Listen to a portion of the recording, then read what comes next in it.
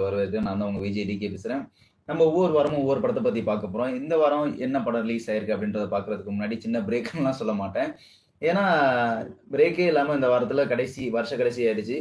வருஷக்கே ஒரு 4, 5 படத்துக்கு மேல வந்துருச்சு. ஏன்னா, இத பார்க்கறதுக்கும் டைம் இல்ல போறதுக்கும் டைம் இல்லன்ற மாரி எல்லாருமே மாத்தி ஷெட்யூல்ல தான் போயிட்டு இருந்தோம். அப்படி எல்லாம் போயிட்டு இருக்கும்போது சரி ஒரு வழியா ரிவ்யூ போட்டுறலாம் அப்படின்னு சொல்லிட்டு நம்ம இப்போ வந்து உட்காந்துட்டோம். இப்ப நம்ம எந்த படத்த பத்தி பார்க்க போறோம் அப்படின்னு பார்த்தோம்னா, ஸ்மைல் மேன் அப்படின்றத பத்தி தான் பார்க்க போறோம். ஸ்மைல் இந்த படத்த பத்தி சொல்லணும்னா, இது வந்து ஒரு கிரைமு, ஒரு த்ரில்லரு, ஒரு சைக்கோ கில்லர் ஸ்டோரி மாரி கொண்டு போறாங்க. என்னடா கில்லரு, கொலை அப்படின்ற மாரிலாம் சொல்றேன்னு எதிர்பார்க்குறீங்களா? ஆமாங்க. வடிவேலு சொல்ற மாரி, தலையிலேருந்து கை எடுத்தா கழுத்த கடிச்சிருவான், குரவாலைய கடிச்சிருவான்ற மாரி, இதுல வந்து பார்த்தீங்கன்னா, அந்த சைக்கோ கில்லர பத்தி பார்த்து சிரிக்காம போயிட்டா, வாய கடிச்சு வச்சுருவான்ற மாரி கொன்னு வாய வெட்டி போட்டுருவான். எல்லாத்துக்கும் ஸ்மைலி பேட்ஜ ஒட்டி. அது மாரி எல்லாத்தையும் வச்சுருவான். அவன் எப்படி கிரியேட் ஆகுறான், எப்படி சாகுறான்றத பத்தி தான் இந்த கதையே. ஏன்னா, இது முழுக்க முழுக்க சரத்குமாருக்காக ஒதுக்கப்பட்ட ஒரு படம். ஏன்னா, சரத்குமார் இருக்காரு, சுப்ரீம் ஸ்டார்.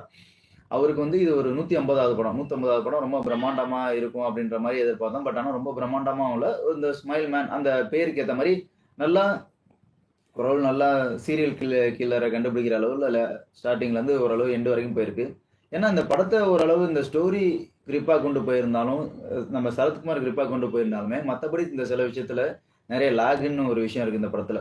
ஏன்னா, நம்ம லாஸ்ட்டா மேக்ஸ் படத்த பத்தி பார்த்தோம். ஏன்னா, அந்த படத்துல பார்த்தோம்னா, ஒரு கன்னட படத்த தமிழ்ல டப் பண்ணி குடுத்திருந்தாங்க. அதுல பார்த்தீங்கன்னா, ஒரு பெருசா எந்த இடத்துலயும் ஒரு லாகும் இல்ல, ஒரு போருமே இல்ல. ஏன்னா, முழுக்க முழுக்க அந்த இருக்க 2 1/4 மணி நேரம் படத்துல 2 மணி நேரம் ஹீரோவ காட்டினாலுமே யாருக்கும் போர் அடிக்காத ஒரு சீனா தான் இருந்துச்சு. இந்த படத்துல பார்த்தீங்கன்னா, போர் அடிக்காத சீன்ன்றது இல்லாம, படம் ஓப்பனிங்ல பார்த்தீங்கன்னா, ஒரு கன் ஷாட் குடுக்குறாங்க. அந்த கன் ஷாட் முடிஞ்சோனே நம்ம சரத்குமார பொளந்து கோமால போட்டுர்றாய்ங்க. கோமாளி படம் மாரி ஒரு 5 வருஷம் கழிச்சு எழுந்துச்சு வந்து பார்க்குறாரு. ஓகே மறுபடியும் போலீஸ் ஆஃபீஸரா உள்ள ஸ்டெப் எடுக்கலாம் அப்படின்னு பார்க்குறப்ப, டாக்டர் அட்வைஸ் குடுக்குறாங்க. 1 வருஷம் தான் உங்களுக்கு ஞாபகம் வரும். திரும்ப அந்த ஞாபகங்கள் உங்களுக்கு கன்டினியூவா இருக்காது. இத நீங்க ரொம்ப ரிஸ்க் எடுத்தீங்கன்னா மறுபடியும் 1 மாசத்துக்குள்ளயே இந்த ஞாபகம்லாம் போயிரும். இந்த டாக்டர் நெறைய அட்வைஸ் குடுக்குறாங்க. இருந்தாலும் நான் போலீஸ் டிபார்ட்மெண்ட்குள்ள போவேன். என்ன இப்படி ஆக்குனா, சைக்கோ கொலையாளிய நான் பண்ணுவேன். திரும்ப வதம் பண்ணுவேன், கொலை பண்ணுவேன் அப்படின்ற மாரி ஒரு உத்தேசத்தோட உள்ள போயிடுவாரு. உள்ள போனதுக்கப்புறம் என்ன நடக்கும்னா, இவரும் பழைய மாரி ஒவ்வொரு விஷயமா ட்ரை பண்ணிக்கிட்டே இருப்பாரு. ட்ரை பண்ணி சைக்கோ கொலையாளிய நெருங்குவாரு. ஆனா பிடிக்க முடியாது. பிடிக்க முடியாது. கைக்கு அதாவது இருக்கு ஆனா இல்ல அப்படின்னு எஸ்.ஜே. சூர்யா சொல்ற மாரி, கண்ணுக்கு முன்னாடி தெரிஞ்சு இவரு நெறைய இடத்துல விட்டுருவாரு. வீடு கரெக்ட்டான இடத்துக்கு தான் போயிருப்பாரு. அவரோட அந்த ஞாபக மறதிய பயன்படுத்தி நெறைய பேர் அந்த படத்துல ஏமாத்துற மாரியும் காட்டியிருப்பாங்க. நெறைய பேர் கிடையாது. அந்த சைக்கோ கில்லர் தான் ஏமாத்துவான். ஸோ இந்த படம் ஓரளவு ஓகே. சைக்கோ கில்லர் எப்படி கிரியேட் ஆனான், எப்படி செத்தான், இவன் எதுக்காக கொன்னான் அப்படின்றதெல்லாம் மாரிலாம் இருக்கு. ஆனா இந்த படத்துல பார்த்தீங்கன்னா, சம்மந்தம் இல்லாத ஒரு சில விஷயங்கள் கனெக்ட்டே ஆகாம இருக்குது. ஏன்னா ஈவன் சரத்குமாரோட கேரக்டர் எங்க மைக்ரேட் ஆகி எங்க முடியுதுன்னு தெரிய மாட்டேங்குது. அ இவரு சைக்கோ கில்லரா மெட்ராஸ் அன்ப காட்டியிருப்பாங்க. அவருமே பார்த்தீங்கன்னா, எதுக்காக இப்படி கிரியேட் ஆகுறாரு? சரி ஓகே. சைக்கோ கில்லரா இப்படி கிரியேட் ஆனாரு ஒரு கட்டத்துல. தன்ன பார்த்து மொறச்சான். என்ன பார்த்து எவனும் சிரிக்க மாட்டான். நான் மார்ச்சுவரில வேலை பார்த்ததுனால சிரிக்க மாட்றாங்க. என்ன பார்த்து மொறைக்கிறானுங்க, ஒதுக்குறானுங்கன்ற ஒரு காரணத்தினால கொலை பண்ண ஆரம்பிச்சாரு. கடைசியில இனியான்ற ஒரு கேரக்டர்.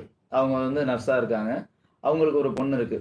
அவங்களுக்கு வந்து செகண்ட் மேரேஜ் பண்ணலாம் அப்படின்ற ஐடியால சரத்குமார். ஆனா இவங்க 2 பேருக்குள்ளயுமே மேரேஜ் பண்ணிக்கிற ஐடியான்றது ஒண்ணுமே கிடையாது. அவங்க பொண்ணு சொல்றதுனால, நான் சரத்குமார தான் மேரேஜ் பண்ணிப்பேன் அப்படின்ற மாரி இந்த பொண்ணு சொன்னதா அவங்க ஐ மீன் எப்படின்னா, அந்த இனியாவோட பொண்ணா இருந்த கேரக்டர்ல இருக்க பொண்ணு சொல்லியிருக்கு. ஆனா, இவ இனியான்ற கேரக்டர் ம் சரத்குமார தான் மேரேஜ் பண்ண போறாங்களா? இல்ல அன்ப மேரேஜ் பண்ண போறாங்களா? அப்படின்றத இன்னும் தெளிவாவும் சொல்லல. ஏன்னா, அந்த ஒரு சில விஷயங்கள் ரொம்பவும் தெளிவுபடுத்தல. ஏன்னா, இந்த கேரக்டர்லாம் எதுக்காக கொண்டு வந்தாங்க அப்படின்றதும் இருக்கு. ஏன்னா, இன்னொரு விஷயம் பார்த்தீங்கன்னா, இடையில ஒரு ஜோக்கர் மாரி ஒரு கேரக்டர் ஒருத்தர கொண்டு வந்து நான் தான் இந்த சீரியல் கில்லர்லாம் சொல்லி உள்ள வந்து என்டர் ஆயிருப்பாரு. சைக்கிள்ல பலூன் கட்டிக்கிட்டு பின்னாடி கேரியர்ல உட்காந்து அழுத்திட்டு வருவாரு. அவரெல்லாம் எதுக்காக உள்ள இன்டர்ஃபியர் பண்ணாங்க? ஏன்னா அந்த சீன எதுக்காக உள்ள வச்சாங்கன்னே தெரியல. அந்த சீன வச்சதுக்கு வைக்காமலே இருந்தாலுமே படம் நல்லா வந்திருக்குன்னு தோணுது. அது தேவையில்லாத ஒரு சீனாவும் தோணுது. ஏன்னா, இவரு சரத்குமார் கூட ஒர்க் பண்ண ஐ மீன் சுரேஷ். அவர் வந்து இந்த படத்துல அவருமே இவருக்கு வந்து சீனியர் ஆஃபீஸர் இருப்பார் சிபிஐல. அவரு இந்த கேஸை சால்வ் பண்றதுக்காக முடியாம இருந்ததுனால வேற ஒருத்தர இவர் தான் அந்த சைக்கோ கில்லர்னு சொல்லி ஃப்ரேம் பண்ணி அவரை கொன்றுவாங்க. அந்த உண்மையெல்லாம் தெரிஞ்சு சரத்குமார் இவரை கொல்ல வரும்போது மறுபடியும் சரத்குமார் சுட்டு தள்ளிட்டு போயிருவாரு. சுட்டு தள்ளிட்டு போறப்ப தான் சரத்குமார் அடிச்சு கோமால போட்டுருவாங்க. அவர் பையன் மறுபடியும் சிபிஐல ஜாயின் பண்ணி இந்த விஷயத்தெல்லாம் கண்டுபிடிக்கணும்னு முயற்சி பண்ணுவாப்புல. ஏன்னா அவருக்கு முன்னாடி எல்லா விஷயமும் சரத்குமாருக்கு நிறைய விஷயங்கள் தெரிஞ்சிருக்கனால அவரால் நெருங்க முடியல. நெருங்க முடியாதனால சரத்குமாருக்கு எல்லாம் தெரிஞ்சிருக்கனால, ஒண்ணு நீங்க தான் சைக்கோ கொலையாளி, இல்ல அவங்களுக்கு ஹெல்ப் பண்றீங்க அப்படி இப்படின்ற ஒரு கண்ணோட்டத்துல இவங்களையே நாங்க ஹவுஸ் அரெஸ்ட்ல வைக்கிறோம்னு சொல்லி அந்த ஹீரோட பையன் சாரி அந்த பழைய சிபிஐ ஆஃபீஸரோட பையன் இப்போ சிபிஐ ஆஃபீஸராக இருக்காரு. ஸோ அவரு இவர் ஹவுஸ் அரெஸ்ட்டில் வச்சிருவாரு. ஸோ அப்படி வச்சு பார்க்கும்போது பார்த்தீங்கன்னா, மாத்தி, மாத்தி, மாத்தி சுத்தி, சுத்தி ஒரு சைக்கிளாவே வந்துகிட்டே இருக்கு. சரத்குமார ஒண்ணு வெளில கொண்டு வரணும், இல்ல அந்த சைக்கோ கொலையாளிய வெளில கொண்டு வரணுன்ற ஒரு விஷயமா பயங்கரமா போயிட்டு இருக்கு. படம் வந்து ஒரு சில விஷயத்துல நல்லா இருக்கு. ஒரு ஸ்டோரி நல்ல ஸ்டோரி தான்.